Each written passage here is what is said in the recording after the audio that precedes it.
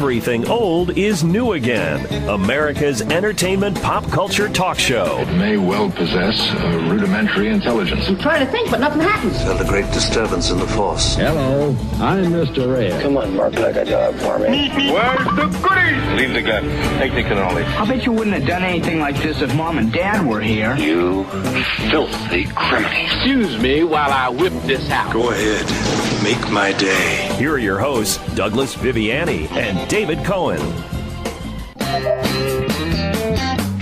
I had no idea how it happened. The first guy who looked at an artichoke that said, I think I can eat that. We finished. We're done. We're ready. Now, let me show you how to play that. Come for the recipes. Stay for the story. Welcome to Everything Old is New Again. This is Douglas Viviani with the ever-hungry David Cohen. David, how are you doing? Yes, very hungry, but hungry at the right time, right? And for the right reason. We have a special guest on today that I'm very excited to introduce. David, give it a shot. Well, Doug, this, as you said, very special guest. In his first season of Nick Stellino's Storyteller, it marks his 22nd anniversary on public television. So after moving from Italy, having a successful Wall Street career, Nick felt something was missing and wanted a culinary career. And he's had multiple TV series to his credit, 12 published cookbooks. He's appeared on Good Morning America, The Today Show, Oprah. He's been featured in the New York Times, the LA Times, Bon Appetit, and many more publications. So from a dishwasher to a chef to a television chef, motivational speaker, and active supporter of various charities, a winner of a Tiffany Award for Most Humanitarian Chef, we're really happy to welcome Nick Stellino, Storyteller in the Kitchen, to Everything Old is New Again. I'm going to have to hire you to write my bio. That sounds fantastic. Problem is, Nick, we only have about 5 minutes left in the show. I'm kidding. You're a favorite in the Viviani house. I discovered your show a little ways back and been showing it to the kids, and we've been a fan of, I've been a fan of TV chefs. I'm going to go all the way back to the Galloping Gourmet. You may not remember him, but... No, I do. There Actually, I even got a chance to work with him on his second reiteration. If you remember, in the 90s, he came back, and he was much more into healthier food. He had suffered a heart attack at the time, and he proposed a series of shows that were on PBS and they moved to the Discovery Channel. But me and him were produced by the same production house in the mid-90s, and I had an opportunity to meet Graham Kerr and to work with him a few times. And all that I can say is that the man is a class act all the way. And I'll tell you, I remember way back when, in the day when I would be home from school sick, I would watch him, and he did all these French recipes with the butter and so forth and sauces and all. But I would go to the kitchen cabinet myself and look to see what there was to cook or eat for the afternoon, and playing homesick a little bit, but I was feeling a little better, and I'd end up cooking a cake because there was nothing in the house. But long story short, that got me involved and loved of cooking ever since, and to Emeril Lagasse, and now to me, we watched Chopped also, and Gordon Ramsay, but by far Nick Stellino is our favorite in the house, and it's a pleasure to have you on. So thank you so much. The idea is I personally like and enjoy watching you perform the show, because when there is a recipe presented, not only do you have a recipe that's kind of easy in that the ingredients, I don't have to go to a gourmet store to get the ingredients, and that I really respect. But further, there's a story behind every recipe, or at least in every show. Can you tell us a little bit how that developed? Well, it developed by mistake. It developed for the fact that after 20 years of filming the show at the studios at KCTS, I felt if I keep doing the same thing over and over again, I just keep doing the same thing over and over again. And I said, I would like to create a show where I can film the garlic as if it's surfing over the bubbles of olive oil while I showcase how it changes its color. Everybody looked at me like I was crazy, the articulation of the lights, the camera lens. And when you get an idea that's so off that you believe that idea can actually be exercised, and through a series of people that I got connected to, that I interviewed, that I brought in, a series of failures, antecedent, all of which I bear responsibility for. I actually had to take the first 6 shows that we produced, I had to chuck them all in the trash bin. The timing was off, the lighting was off, the storytelling was all wonky. And then I think at the lowest moment that I suffered, when I remember I was on my knees in my garden at night holding a glass of rye, going in the corner where I go and pray, and I say things to my dad. I call that Dad's corner. I said, God, what am I doing wrong? I know it's an idea. And then suddenly those pieces started to come up in my head on how we could actually take this, not as a TV show, but as if it was a movie where I am not the most important thing, but where the food is the most important thing. And to film the food as if the food was the movie star. And when I expressed this thought to my cameraman, they started to understand immediately where I was going for. This group of young producers and directors that I brought on board. By the way, I am granddaddy to everybody, pretty much. It was just beautiful to see this youthful approach and ideas on how a same concept can still be exercised in a different style and yet make it even more relevant than the way in which it was done before. And I believe we achieved that given the fact that we just got nominated for an Emmy. Ah, I didn't know that. That's terrific to hear. It's well deserved. Now, Angelica has a question for you. Angelica, what do you want to say? Go ahead. I have a question. Is there a certain pancetta you like to use? Well, what's the real question? Bacon or pancetta, right? That's one of the shows that it's a hit of ours. Now, a question is, the pancetta that you use, do we just go and get it at the deli counter, or is it somewhere else? Yes. No, sweetheart, thank you very much, Angelica, for asking that question. And yes, I make it a point every time to have ingredients that people can easily find at the supermarket. In the case of the pancetta, there is a lot of Canadian and North American companies as well that have distribution on some of the main supermarkets. Now, the pancetta is not the artisanal pancetta that I would get in Italy, but it comes close enough, and through the various flavoring that I add onto it, I'm always able to center the taste. But it's easily achievable. If pancetta was something difficult that you could only mail order, it would not make it as an ingredient inside my dishes. There you go. Okay. And Angelica, do you want to ask how Mr. Stellino got to be where he is? Yeah, I wanted to know, how did you, start this whole, thing? This whole thing happened because I fell in love with a beautiful girl, and I wanted her to be proud of me. And there's something unbelievable as to what happens to the ambition of a man when he wants to look good in front of the love of his wife. And that's exactly how it came. I wanted her to be proud of me, and this cooking was the route that was blessed for me. I had not planned about this. I did not come from this profession, and with a little bit of talent and a lot of luck and an enormous amount of determination, I found my fortune.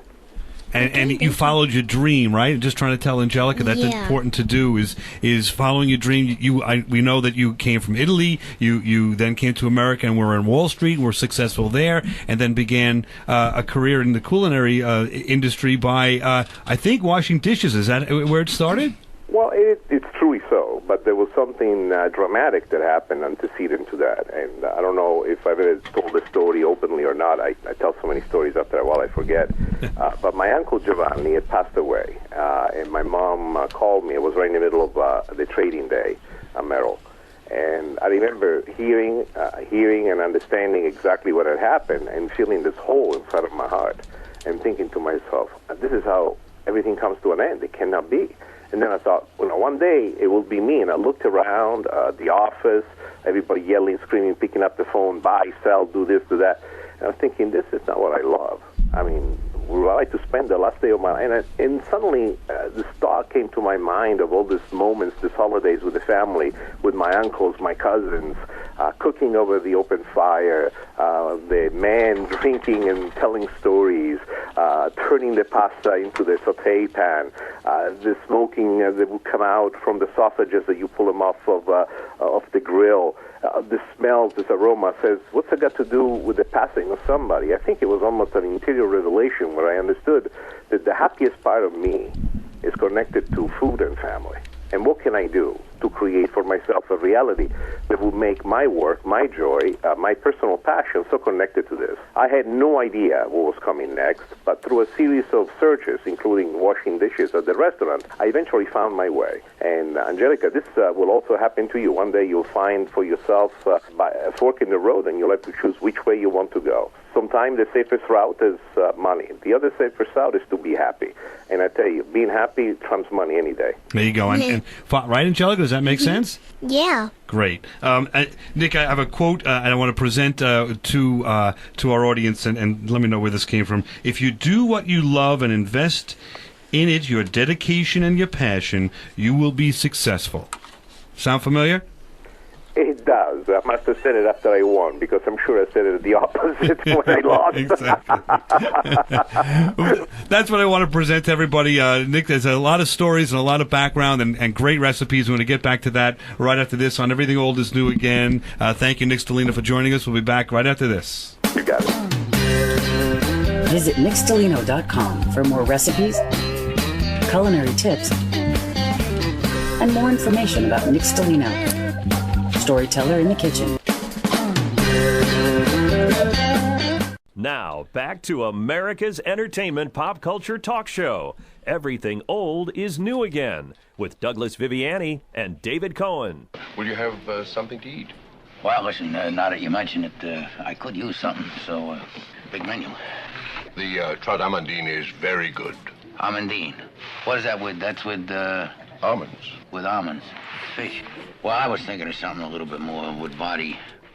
I'll tell you what, if you don't mind, do you have any chili? There you go. Everything Old is New Again. Bringing Columbo to the table here with Nick Stellino and with David Cohen, and Angelica is here as well. Now, we're talking, or I play that clip a little bit, fellow paisan, right? Columbo himself. And the question is, there are people that initially, when you present a dish to, or say that you're cooking a dish and they don't recognize, let's say, the name of it or some of the ingredients or what have you, all of a sudden they recoil. Have you had that experience in life?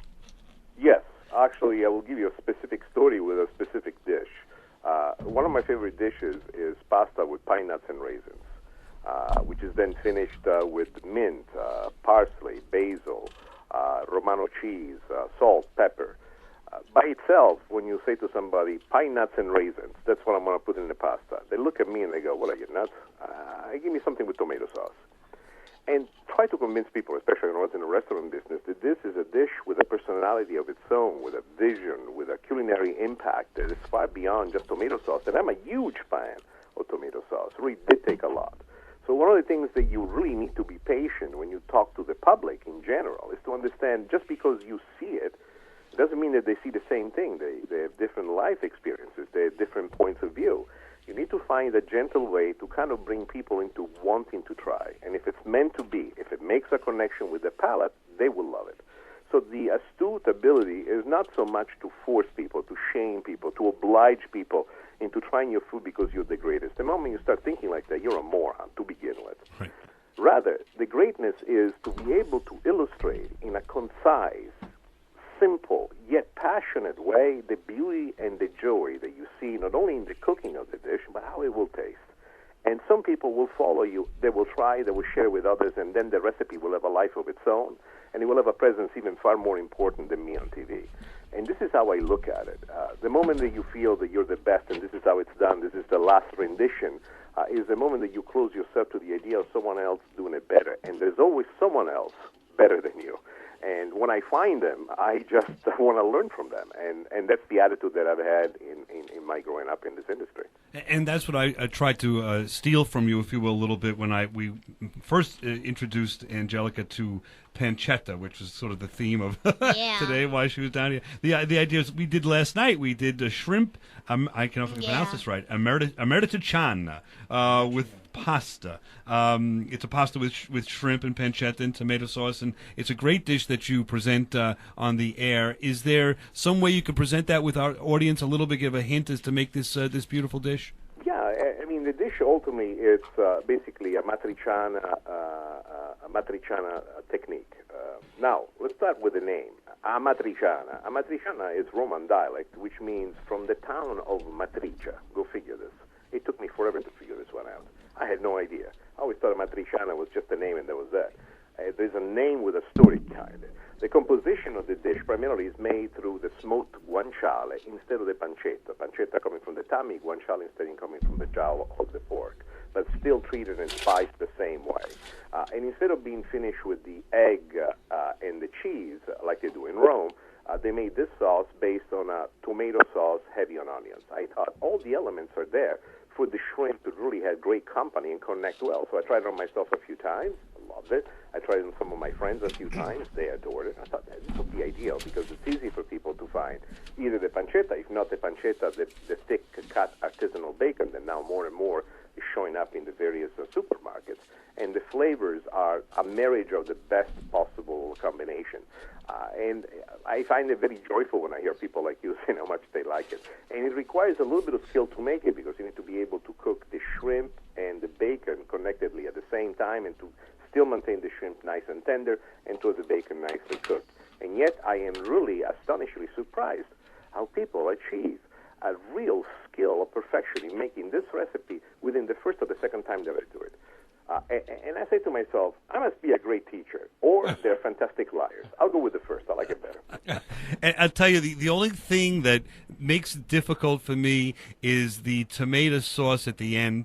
Sometimes if you don't have the right tomato sauce or you put too much into it, it kind of overpowers the dish. But it is a tremendous dish, and maybe we'll get into a little bit of making tomato a great little marinara or meat sauce later. But with this particular dish, just to share with our audience, you're basically cooking different items and then taking them out of the dish and putting them back in. Now, is that you'll cook the pancetta and take that out, and then you'll cook the shrimp and then take that out and reintroduce them later.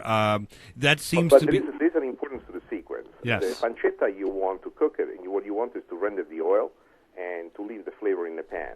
So when it gets to the point where it's brown enough but not burned, you want to pull it out because you want to finish the cooking in a braising process. In the same oil, with a little bit of olive oil if you need to, you cook the shrimp, and now they pick up the pork flavor left behind. And then you make the tomato sauce, which is a lengthier time. If you were to leave these two ingredients in the making of the tomato sauce, I don't know, those shrimps, they could be like weapons. You know, you could fling it, you could take them hunting. You can take down birds with those things if you can shoot them up in the air. Yeah, and that's really what we want to present is a little bit of the story time storyteller, so that when you're in the kitchen, it's not just a technical experience with Nick Stellino. You're in the kitchen listening to how and why you're cooking a particular item, and also even picking out, let's say, the fruit and vegetables. Maybe you could tell us a little bit about how you used to do that with your mom, and she would listen to the vegetables as you're shopping. No, it was an automatic thing that my mom would do, which I always would make fun of. And I would say, "Mom, what are you doing?" And my mom would say, "You don't understand. They got a voice of their own." I'm sure that she was responding back with some cleverness to, my silly attempt to make fun of her. And then I discovered myself at a supermarket doing the same thing, and a child pointing a tiny finger to me and say, "Mom, why is that man holding the tomato to his ear?" And I thought, holy moly, I'm doing exactly what my mother is doing. And for so many years that I thought was totally different, I was the improved version. Here I am in my adulthood doing exactly the same thing that my mother. And I turn over to the child and says, "You don't know, but everything has a story of its own." And then I am, word by word, repeating what my mom said. and that's also something that comes forward in your show as well, is the sharing of the love of cooking, and something, of course, that we were all going to be involved with eating the dish with your family. And there's quite a bit of family involved in the memories that you present. So it's just another way of preserving, let's say, the family traditions and the family atmosphere that you're reestablishing as you go through each of these recipes.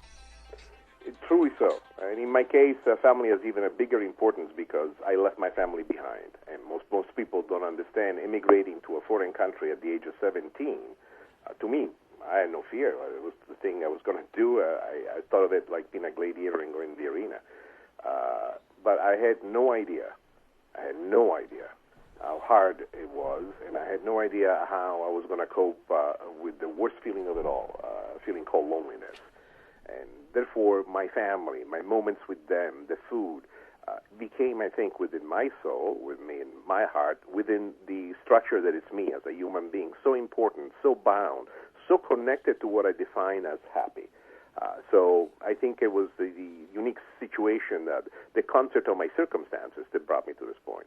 See that, and David, you're shared with me off the air a little bit about your cooking experience with your wife recently. That's giving you have an empty nest at the house. Let's put it this way. So maybe it's filling a little bit of the gap there. Yeah, and we were never into cooking, but when it was made easy for us, and not that I'm promoting any one specific company here, but we do have one of those delivery services where they give you all the ingredients to make a specific meal. So you have just the right proportions of everything, but you have to chop and cook and bake it all yourself. And it's very good. And but more than anything else, other than providing a good meal, it's an experience that we do together, my wife and I. And it's just something that we enjoy doing, and it's a team effort, and we've actually come to look forward to it every day. The thing is truly so. It is the joy of what we have and how we have it. People don't seem to understand it, but we are at work. We are stressed by the things, the deadlines, the things that we must do that we wish we could not do something else instead. When instead the time comes in the kitchen, is the moment where freedom wants to meet joy, and there seems to be something special. Sharing a little bit of wine, cooking together, talking about the day, even the unpleasantness of what did take place, and suddenly they become as nothing more than a series of shadows that disappear into nothingness as joy fulfills the heart. Now, when you say, I get the service, that I actually want to hug you, because the point is not so much to be the greatest chef who ever lived. The point is to do everything that you can possibly do to ensure that that moment exists. And if this food service gets you guys involved and you get connected, that is wonderful. And I guarantee you that as you get better and better and you connect with the flavors, you will want to do more and more on your own, and you will extrapolate to the next level. And pretty soon you'll find yourself shopping for copper pans, sharp knives, and people say, what happened to you? Oh, nothing. I had this remoulade that I'm making, and then I have this other wonderful, and suddenly you become one of these people that knows just about all of the dishes that can be made. Oh, Nick, my wife, for my birthday, she already bought me a chef's knife and a cutting board that has my name engraved in it. So it's already become like a thing, we're taking it to the next level already. We'll be back right after this. Everything Old is New again with Nick Stellino talking more cooking and getting to a little bit more recipes possibly. We'll see. Join us. Everything Old is New. NickStellino.com for more recipes, culinary tips, and more information about Nick Stellino, storyteller in the kitchen.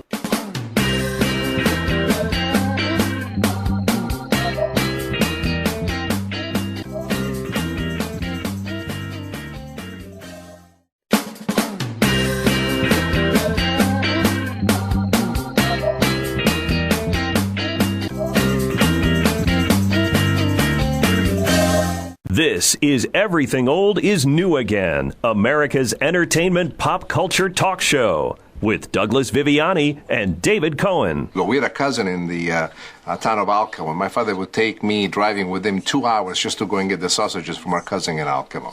Maybe it's because he was family, or maybe it's because he was really good. But I think that what I relate to sausages is the time that I spent with my dad and this ambition that I had together with my dad of finding the ultimate sausage. So when I say sausage, I think of something dreamy, something beautiful, something unique, something that connects me to my youth in the best possible way, the time that I spent with my dad. And there we are. We're spending some time with Nick Stellino, Douglas Viviani, with David Cohen, and we've invited our 9-year-old Angelica Viviani here as well, 8, almost 9. And Angelica, you just had one quick question you wanted to ask Mr. Stellino? Yeah, so the recipes you make, are they like your recipes, or is it someone else's recipes? Well, it's a very good question, by the way. All the recipes that I do are based on my own life experience. And for me to say that they're my recipe, it's kind of pushing it a bit. After all, I copy from my mom, which I'm sure copied from my grandmother, who I'm sure copied from her own mom. So I would say that in a certain way there is a transmission of ideas. Then you will never find two people making the recipe exactly the same, unless they are employed at a restaurant and under the supervision of a chef who expects that every single dish that is made follows his recipe. In my case, I will tell you this. Every time I make my dish, I always try something different. And my wife goes crazy, and she says, why? I said, I I don't know. I just had to do it. I can't stop it. I want to see if there's a better way to do it. So, in a certain way, they're mine for the fact that I always transform them into something else with a little touch of this or that from my own, but they're truly based on a tradition that came here long before I even existed. See that? What do you think, Angelica? Just so and certainly if you go to nickstellino.com, I see that there are recipes there. There's videos on how to. There's 1-minute cooking school you've got there. There's, of course, your list of your books and e-books. So in minutes, you can learn to make an appetizer, salad, dinner, dessert every night of the week if you want by just going to that valuable resource, I think. And I think you certainly have spent quite a bit of time developing that nickstellino.com website, I guess in some ways for that purpose, because in a way you're giving away your secrets to the rest of us. Secrets. Once for Christmas, I got a leather basketball. And so I called all my friends who I was playing basketball with. And mind you, playing basketball in Sicily in the 70s was, almost betraying your Italian birth. Only a few of us were playing this American game. It involved a ball, a basket, and a set of rules that I never had seen or understood before. But I went fairly far, with the team that we got started. We made it to the national championships, and eventually I also made the national team when I was 15 years old. The point is that for as much as I achieved, once I came to America, I discovered how much better everybody was than me. But the story is not about how much better they were than me. The story is about the leather basketball. And when I got the basketball, I called my friends and said, why don't we go outside and we play? So there we are playing on an outside court. And everybody says to me, why do you want to use the new basketball? It's going to get scuffed, it's going to be ruined. I say, it's a basketball. It's leather. We got a game. What do you want me to do? Go home and we're all here. This basketball, sooner or later, is going to get ruined. And today is the first day. It's the day of our game. So I believe in using what we have, the gifts that we are granted, the opportunities that we are given, the moment that they come to you. And don't waste them and save them for something for later, because life passes, and later you forget all the things that you really wanted. My purpose in saying this story is the immediacy of once you choose to go after something, enjoy it. Don't start wondering and be afraid of all these things that could go wrong, because things will go wrong. Everything goes wrong. The point is, you always figure out a solution. And if you are trustworthy in the fact that as you move with the best of intention, with the best of preparation, still something will happen to ultimately challenge you, you will not be afraid, that is the greatest achievement to be had. And I found that the loss of fear is the greatest gift that we can achieve in life. Occasionally, I have it. And when I do, I feel at one with the world. How about that? And that's lends into the next aspect here. When I grew up, I had a great aunt. She was great in many ways, but great in that she was older, much older, Nina. And she would have us over every so often and make a pasta sauce. And now she's passed away, and every time I get together with my 12 or so cousins, inevitably we talk about this sauce and the fact that she didn't pass back or down that recipe, and we've all tried to do what we can to recreate this taste, but we can't. And so sharing this and letting it out for everybody to hear and see lends you sort of I don't call it a dynasty, but you've left something of yourself for other people to share. And I think food in that way in some ways could be like a time travel machine, if that makes sense. And so along those lines, when you make a meat sauce, I don't know your entire recipe, but what type? I mean, most people use either beef or pork, in there. And is there something? Is there a hint of brajol that might be something that would add flavor to a meat sauce? Or what ingredient do you find that makes a meat sauce flavorful unto itself? Well, the quality of the tomatoes is the most important part. You will never have better tomatoes than the one that you grow in your own garden, period. I don't care what they say. The tomatoes that come in the can these days is almost playing a little bit of Russian roulette, because in order to get them packed effectively and treated effectively, sometimes they're picked when they're barely red, just off the green. And then they're turned into the sauces. They're turned into this chopped version. I'm sure food colorant and put in. If you look at the ingredient list, sometimes you grow afraid. So there are certain companies these days that are moving on with the non-GMO, and they're becoming more and more organic in the undertaking of their product, but they're only organic by paper requirements, meaning if it comes from this area, if it's handled this fashion, if it's done that way, it's organic. Okay, we follow the rule, let's put it in there. But it tastes like crap. Who cares? It's organic. That's the thing that I find almost a betrayal of the consumer trust. A pretty package does not make a good product. A product that's organic is not necessarily great. And so I do find that a certain time of years, unexpectedly, tomatoes taste better or not as good within the concept of the can. The point is, if you get something that is not perfectly sweet, are you going to give up? I don't think so. We all know how to use sugar. I use brown sugar, which is a deep dark molasses sometimes in my tomato sauce. If the tomatoes are, and by the way, when I say use sugar, I use like an eighth of a teaspoon, if you can imagine, a light little pinch. It's enough for a whole can to carry it through. So there are ways in which we can realign the flavor to our favor. And then we all learn to do that the same way the rodeo riders learned to ride these wild bronco horses. And we learn how to act and react to the shortcomings of our ingredients. And when you know how to manage that, you're really good. So it starts at the tomato, but when we talk about a meat sauce, is there any particular meat that you employ, or is it just the standard I'm beef? sorry, I must have understood wrong. I understood what tomatoes you like, but you asked the question specifically for meat. Yes. Given meat, listen, pork is king, period. Okay. Interesting. So now, do you use the pork with? My dad used to put the pork in there with the bones, or just put chopped pork, or what do you do? No, in the ragu, when I make the meat ragu, I mix pork and beef and veal, and the pork is very present in there. When I just make a sauce, like a continental sauce, I always like to have some pieces of bacon sautéed in the sofrito because it opens up a new dimension. Pork has a stronger presence than beef, chicken, and veal put together within the context of giving some direction to a sauce where you want to have a hint of a presence. It doesn't necessarily need to be seen. To give you an example, just made soup last night with broccoli and potatoes. And I started the soup, instead of just sautéing the potatoes, or making a mirepoix, which is a sofrito, carrot, onion, and celery, with pieces of bacon, which I process almost to a pulp, cut super fine, sauté with garlic and red peppers. And then I added the potatoes, then I added the broccoli. There was so much flavor in the soup by the time I processed it all. I didn't even add the cheese, and I had a pound of cheese that I was ready to add to that. That's something that bacon does, something that the pork brings in as a personality that is unique. Oh, now I understand the complexity of your question. It seems simple, but it was just a lie. This thing is a technical analysis. So what happens to the pasta al dente once the pasta itself is inserted into the watery depth of what is referred as a watery sauce? Yes, because I'm not just a pretty voice, you know. I noticed that.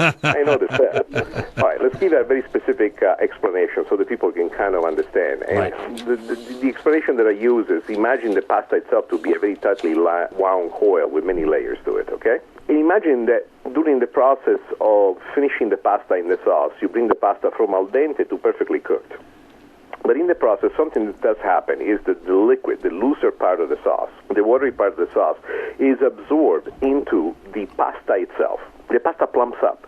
It opens up a little bit. But what does it do for you in terms of flavor when you finally bite into it? The greatness of it all is that the pasta and the tomato sauce, or whatever sauce is that you make at that point, will have become one.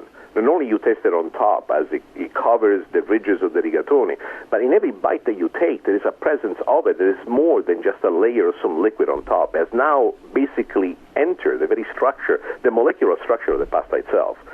Done in this fashion, in my opinion, it increases the joy of eating. I agree. We'll be back with Nick Stellino right after this, and everything old is new again. Visit nickstellino.com for more recipes, culinary tips, and more information about Nick Stellino, storyteller in the kitchen.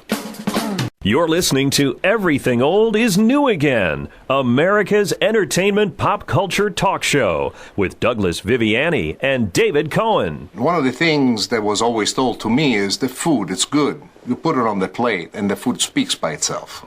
I remember as a 10-year-old having issues with my mother and the way she would plate the pasta. telling her how the sauce should actually be placed in a certain fashion, how the plate that she chose was the wrong plate. I don't know what happened to me. Why was it that I was so motivated? Because my mom still to this very day, she cooks better than me. But the way in which the food always looked on the plate meant a great deal to me. We're back and Everything Old is New again with Nick Stellino, and he certainly is on PBS, and you can look up anything you need to know about Nick Stellino on nickstellino.com. He's a chef extraordinaire, and he tells great stories. His Storyteller in the Kitchen is his newest incarnation on PBS. Also, Cooking with Nick Stellino. So, Mr. Stellino, when I go back and I look at your website, I see some of the videos. I hate to bring this to anyone's attention, but I have to. I see that you used to have a ponytail. What happened? Well, I grew the ponytail after I left Merrill Lynch because I wanted to have a physical demarcation of the fact that I left the army of Wall Street, and I was now a free man. And my ponytail, to me, symbolized difference, freedom, and the engagement of a new adventure.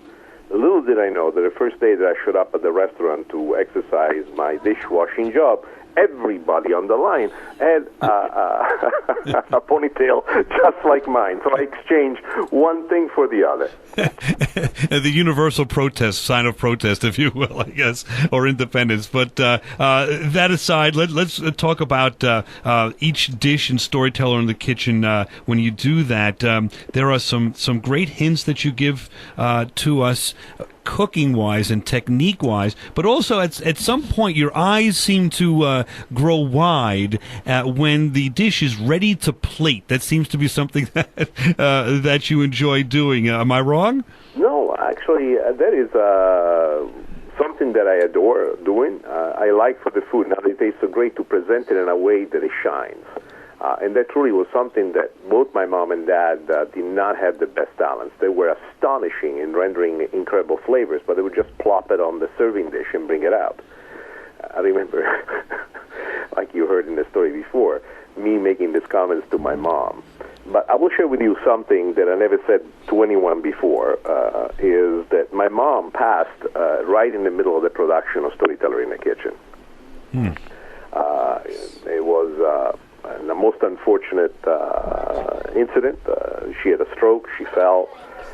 My brother called me, and I had to actually wait 3 days before I could make it to Sicily, because if you guys remember, in those days there was a horrifying attempt in Brussels at the airport where all the airlines, especially coming out of the United States, going through Europe, had enormous delay, and for a couple of days, if I remember correctly, international travel had been stopped. By the time I made it to Sicily, she was still alive, but it was only going to last for 2-3 days, and then she passed. But I had the opportunity to see her and for her to see me and recognize me. So I believe that in itself was a gift. And then I found myself alone with my brother at their home, looking at each other and just coming to realize the enormousness of what happened. And then my brother looked at me and said, "You have a job to finish. You go, I'll take care of the rest." There were paperwork to be signed, stuff to be moved, and I remember I was truly in a very bad place. Losing your mom or a parent that you love, or a friend for that matter, or your spouse or anything. It's the loss of something that takes away this beautiful, shiny brilliance of life. I felt like my optimism had been taken away from me. I did have difficult sleeping. And then to kind of get back on it, I went heavy into the editing of the show. I was there for every episode. And I realized that I was having a hard time watching that happen, because in every episode I talk of my mom, my dad, my brother. I had no idea how this unrehearsed series of speeches and stories and talks and lessons of cooking that I give on the air always feature one bit of this and one bit of that about mom and dad. And there was a moment in which I thought of making this loss be known so that people... And then I thought, I am not in the business of making people sad. The beauty about my food or about my recipe is first and foremost joy. I mean, there will be sadness in all of our life, that we care for it or not. It's going to come. It's going to come when we least expect it, and of course when we least want it. But the point about us is, remembering the days of joy, of beauty, of what it felt like to be happy, alive. So within the context of the show, I went out of my way to do the opposite. Not to do a demonstration of my sorrow, of my pain, and how great I am in spite of. None of that mattered. All that mattered was that these recipes, these stories would live alone forever, and they would depict this moment of beauty that is part of my life. And within the context of all this, I must say that in a very aggressive series of editing cuts that we made, where we try to keep the tempo active, alive, also engaging the camera where I'm almost never looking straight into the lens, but rather as if the camera is spying me as it comes from the side, all sorts of little techniques. We wanted to keep joy and humor as the constant seasoning within each one of the episodes. And as I look back at them, I feel that I have succeeded in that. And my team has helped me achieving that. So the reason why I say this is because sometimes you need to rise above the tragedy of what occurs in your daily life. And you need to find an excuse where to find your passion and your joy. In my case, the kitchen is my church. And so when I'm depressed, when I got a hard day or a bad day or a big loss, I go to the kitchen. I sharpen my knife, and I start cooking. And for a few moments, life makes sense again. I appreciate that. Thank you for sharing that with us. And that is a feeling that we have in our house, that we try to bring slow, if you will, the world down during dinner time and cook something different. And now that we have found NickStellino.com and the PBS shows that you have, that does then now you're now sharing your mom and dad's gift and your gift with us, and we're appreciating that as well, because now that's establishing for us. And Angelica's a little young, and I have a little Leo who's 5. He's a little young, but we're established at 5.5, and he's starting, and we're starting to develop some memories together in the kitchen. And I think that's really what's nice about your show, is it does present that with tremendous recipes and technique that they're easy to learn, easy to keep in your mind, easy to shop for if you forgot your list. And stay with your family. And you stay with your family and have some fun around the kitchen, right? Yep. Yeah, and also want everybody who's listening to your show to know that I did something that no one else has done amongst my colleagues, to my knowledge. Unlike my colleagues, I believe that I own the majority of my work. So what I've done in the last few months, we have digitized every single show of all the 5 past seasons of my television series. And now if you go to my site, NickStellino.com, and you click on NSVIP, Nick Stellino VIP, for a fee, I think it's only $19 a year, so figure this one out. You have access, and you can download, stream live, any episode of any of the past 5 series. This is cheaper than Netflix and a lot easier to navigate, because you only have to worry about me, and you get to see me grow over the years with all the different approaches that I have to cooking, and you really see almost, and I notice it for myself as I look at the earlier episodes, how the techniques are becoming sharper, how my focus is changing, and I see myself growing within it.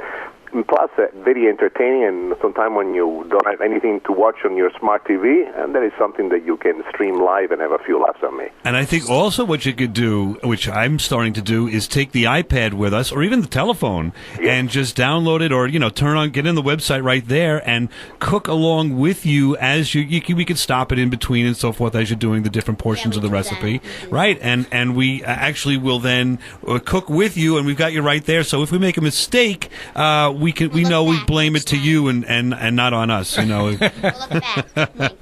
But we're enjoying that aspect of it, and the VIP sounds like a great idea, because it'll open up many more recipes and more videos. Correct? Indeed, it will. And my dream will be one day, and I think that the way in which we interact with entertainment is changing. These little phones, these pads that we refer to, these electronic devices that allow us to have access to the visuals, will become our main mean of interaction with everything that we refer to as content. And I hope of a future where I no longer will be dependent on the subscription basis of public television or any television distribution whatsoever, but I'll be able to make my shows on an open platform on the web where people will pay a small fee to come and have fun with me. And how cool would that be, to be able to cook at my home, from my home, with the same quality of videos that I produce for television, and only release it on the web, and every day go to the market and find something new to make. Can you imagine a life like that? I mean, that would, we'd almost then say that all of us will have too much interaction with each other, right? I mean, there's no such thing as too much, but we would, at this house, use that every day. I think we There it is, and I mean, that is my ultimate goal. So let's hope that, God favors my plans, and that through my endeavors, one day I will achieve that. If so, it was announced on your show first. I love it. Maybe we can reconvene next year, and David will have all of his tools in the kitchen all lined up, right, Dave? I'll be ready to go. All right, definitely. So, thank you very much, Mr. Nick Stellino. We're chef extraordinaire. We've had a great hour together on Everything Old is New Again. Thanks for your generous gift of your time. Thank you for inviting me. It was an honor. We'll use your tips. We will use your tips. We'll be back next week on Everything Old is New Again. It took all things pop culture. Nick, please stick around. Visit NickStellino.com for more recipes. Stay with us for 1 minute. Culinary tips. And more information about Nick Stellino.